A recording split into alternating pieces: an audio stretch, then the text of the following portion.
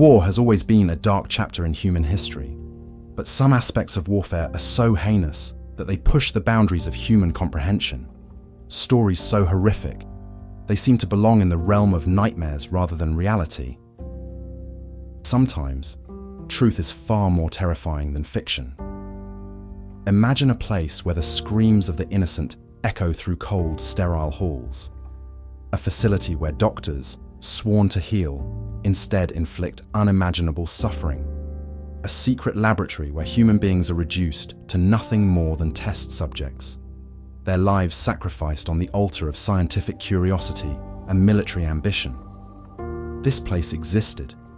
It wasn't hidden in some remote corner of the world, but operated in plain sight, sanctioned by a government and fueled by a twisted ideology of superiority. Its name? Unit 731.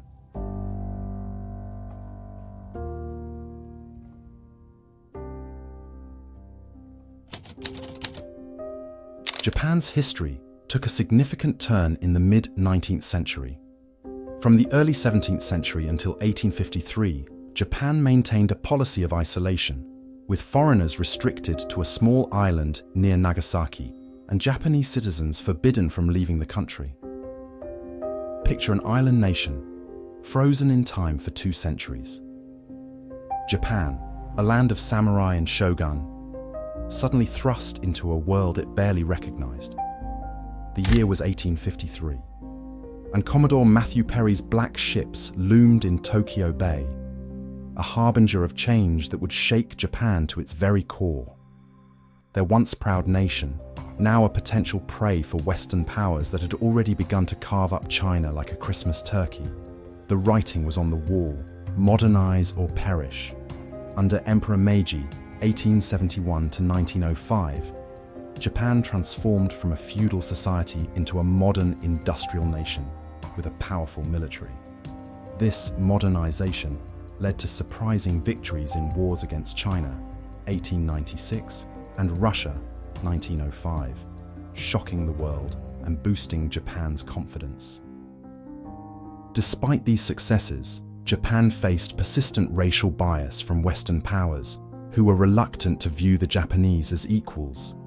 Many Japanese felt shortchanged in post-war negotiations, believing they deserved more recognition for their victories. By the early 1930s, Japan had become a military dictatorship. The government promoted ideas of Japanese ethnic superiority, absolute loyalty to the emperor, and a distorted version of the samurai's Bushido code. This ideology, combined with a desire to prove Japan's power, led to aggressive expansion. In 1931, Japan conquered Manchuria, and in 1936, they invaded China. The treatment of Chinese under Japanese occupation was brutal, with atrocities such as the Nanjing Massacre in 1937 shocking the world. The Japanese military viewed China not only as a territory to be conquered, but also as a vast laboratory for testing weapons and conducting experiments.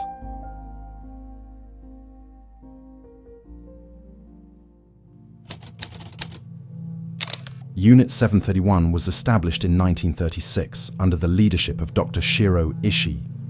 Ishii, born in 1892, became a doctor in 1921 and joined the army as a surgeon.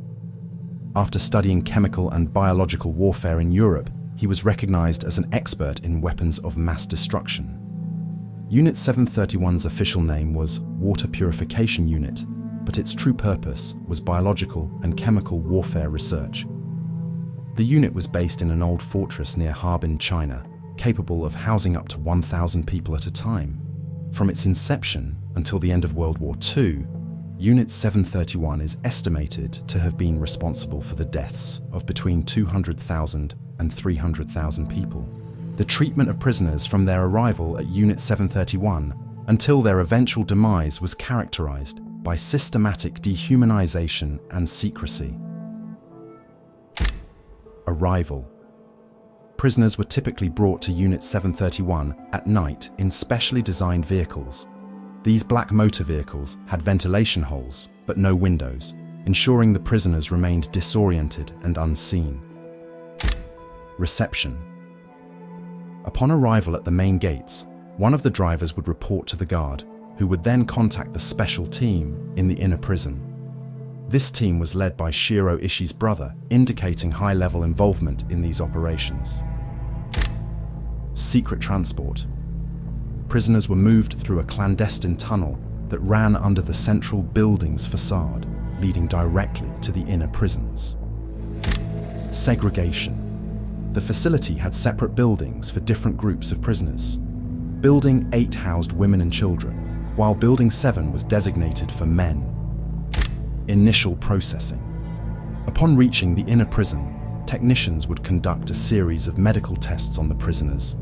These included blood and stool sampling, kidney function tests, and the collection of other physical data. Dehumanization. Once a prisoner was deemed fit for experimentation, they were stripped of their identity. Names were replaced with 3-digit numbers, which remained with the prisoners until their death. The experiments conducted at Unit 731 were diverse and uniformly horrific. Among the many horrific experiments conducted by Unit 731, the frostbite studies led by physiologist Yoshimura Hisato stand out for their particular cruelty and methodical nature. Hisato's work focused on understanding human reactions to extreme cold and developing treatments for frostbite, a matter of significant military interest given the harsh winters in parts of China, where Japanese forces were operating. Hisato's experiments involved subjecting prisoners to severe cold exposure. His standard procedure was to submerge the limbs of test subjects in tubs of water filled with ice. The limbs would be held in this freezing bath until they were frozen solid, with a visible coat of ice forming over the skin. Throughout this process, Hisato meticulously timed how long it took for frostbite to develop under various conditions.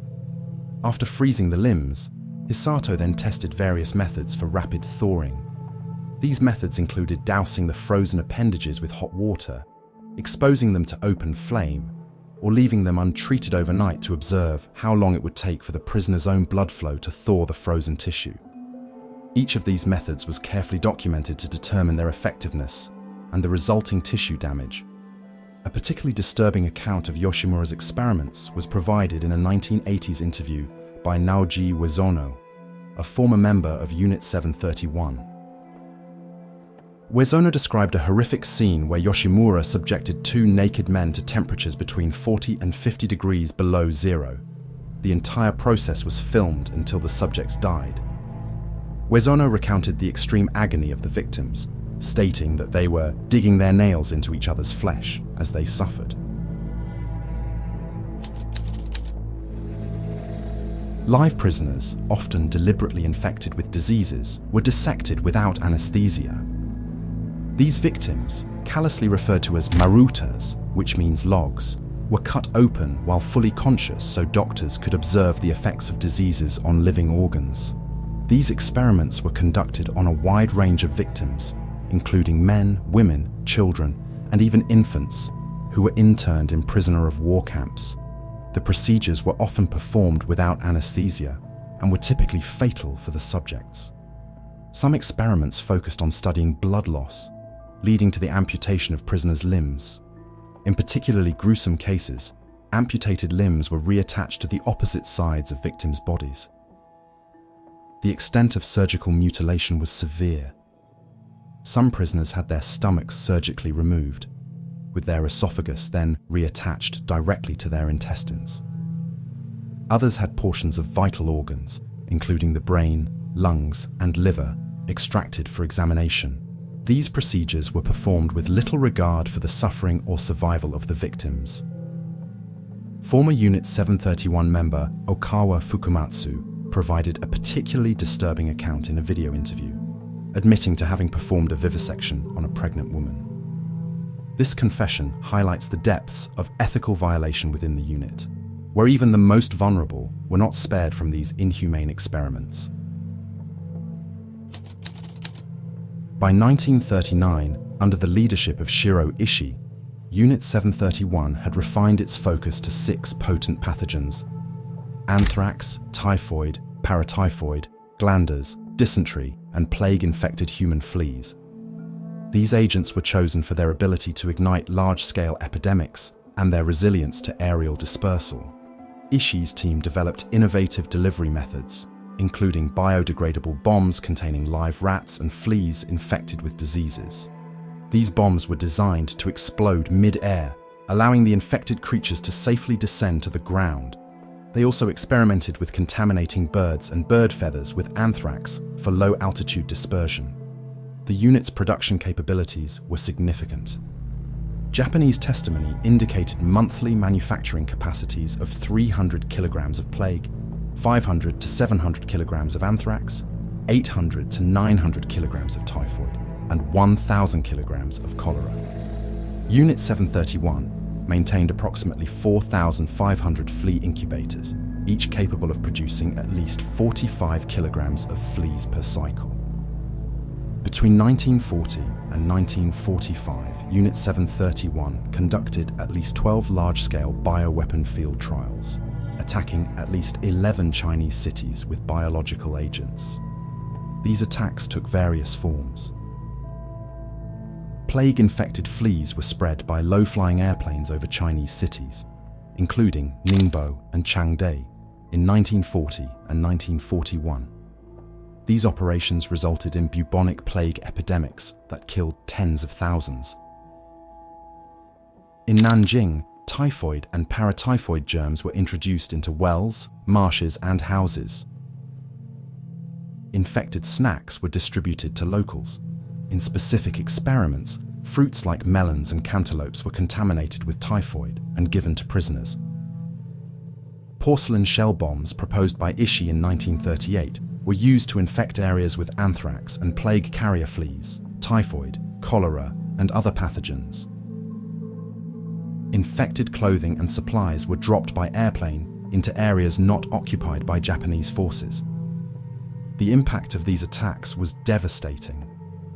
It's estimated that cholera, anthrax, and plague resulting from these operations killed at least 400,000 Chinese civilians.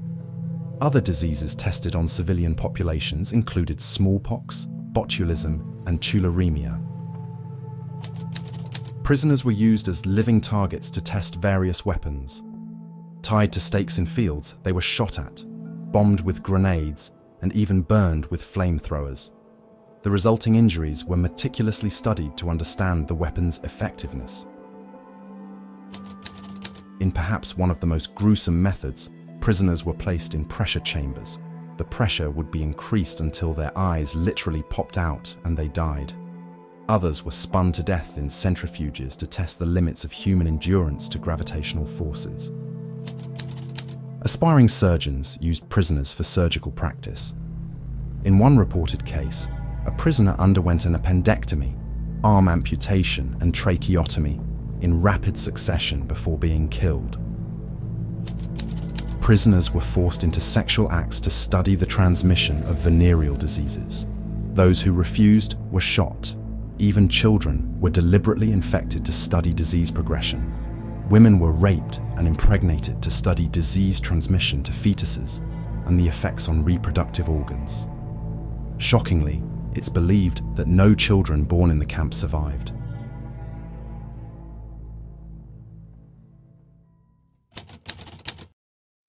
As World War II drew to a close, the dark legacy of Unit 731 reached its grim conclusion. In the face of Japan's imminent defeat, the unit took drastic measures to conceal evidence of their activities, culminating in the systematic elimination of all remaining prisoners. On August 11th and 12th, 1945, days after the atomic bombings of Hiroshima and Nagasaki, Unit 731 initiated its final, horrific act. Approximately 300 prisoners were disposed of in a manner that epitomized the unit's disregard for human life. According to testimony, the prisoners were coerced into suicide or murdered. About 1/4 of the prisoners were given pieces of rope and compelled to hang themselves. The remaining 3/4, who refused to take their own lives, were killed through forced ingestion of potassium cyanide or lethal injections.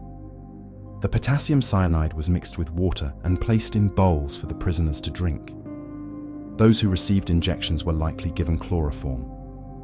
After the killings, the bodies were cremated, and the remains were buried within the grounds of Unit 731, effectively erasing all traces of the victims. For decades after the war, the unit's activities remained shrouded in secrecy. For many years, our understanding of these activities was largely based on eyewitness testimonies and limited documentation. It wasn't until 2018 that Japan released substantial information from its national archives about the unit. However, the full extent of the atrocities may never be known. Perhaps most disturbing is the aftermath. When the war ended in September 1945, Dr. Ishii and many of his colleagues were granted immunity from prosecution by the United States military government in exchange for their research data. This decision, motivated by a desire to gain an edge in biological warfare and prevent the information from falling into Soviet hands, allowed many of those responsible for these heinous crimes to escape justice. Some members of Unit 731 were captured by Soviet forces and given prison sentences. Many were later repatriated to Japan in the 1950s as part of Soviet efforts to improve relations with Japan. Notably, members of Unit 731 were able to hold open reunions in post-war Japan, indicating a lack of public accountability for their actions during the war. The story of Unit 731 serves as a chilling reminder of the depths of human cruelty, especially in times of war. It underscores the importance of upholding ethical standards in scientific research and the need for accountability for war crimes, regardless of potential strategic advantages. As we reflect on this dark chapter of history, we must remain vigilant to ensure such atrocities are never repeated.